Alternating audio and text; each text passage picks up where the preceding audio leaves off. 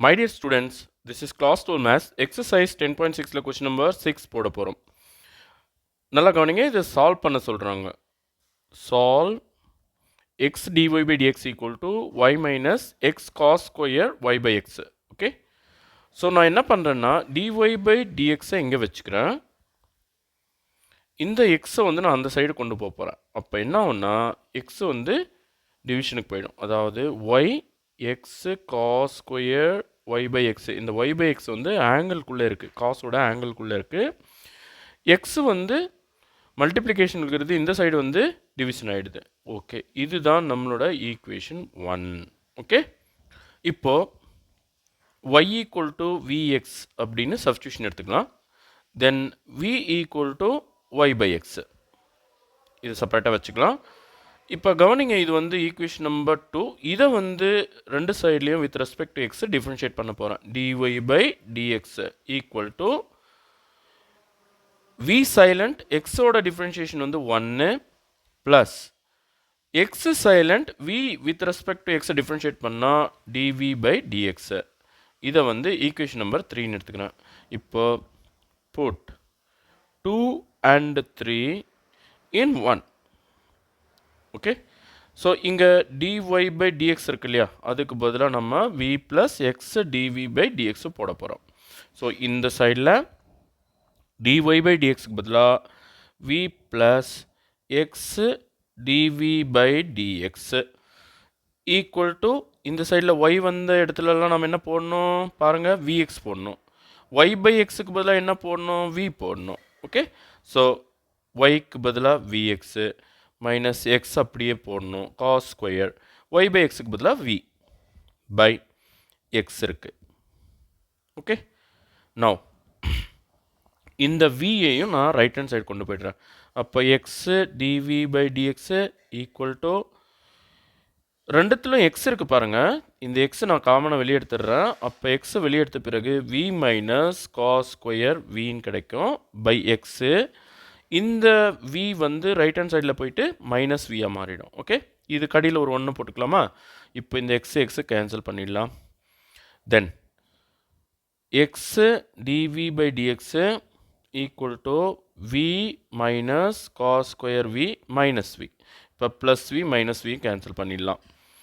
அப்போது இங்கே minus cos square v நின்றுருக்கு, இங்கே எக்ஸ் டிவி பை டிஎக்ஸ். இப்போ இந்த எக்ஸ் பை டிஎக்ஸை அந்த சைடு கொண்டு போயிடலாம். அப்போ டிஎக்ஸ் மேலே போயிடும், எக்ஸ் கீழே வந்துடும்.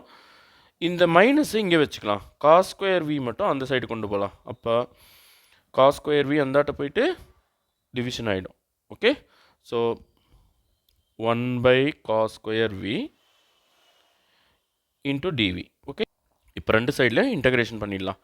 அப்போ இன்டகிரேட்டிங் போத் சைட், அப்போ இன்டகிரேஷன் இப்போ 1 பை காஸ் ஸ்கொயர் வின்றது என்ன, சீக்கன் ஸ்கொயர் வி. ஓகேவா? So secant square V DV equal to minus வெளியே எடுத்துக்கலாம், 1 by X DX. Okay, secant square V TV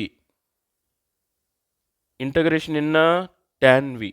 அதாவது டேன் எக்ஸை வந்து நம்ம டிஃப்ரென்ஷியேட் பண்ணால் நமக்கு என்ன கிடைக்கும், சீக்கன் ஸ்கொயர் எக்ஸு. ஸோ ரிவர்ஸில் நம்ம போகும்போது சீக்கன் ஸ்கொயர் எக்ஸுக்கு இன்டகிரேஷன் வந்து டேன் எக்ஸு. அதே போல் தான் இங்கே சீக்கன் ஸ்கொயர் விக்கு இன்டகிரேஷன் வந்து tan v equal to minus இருக்குது. So minus log x plus arbitrary constant log c. Okay, so tan v equal to, இதை ரெண்டையும் ஒன்றாக்கிடலாம், நடுவில் மைனஸ் சிம்பிள் வந்திருக்கு பாருங்கள். அப்போ எக்ஸு கீழே லாக் சி பை எக்ஸு.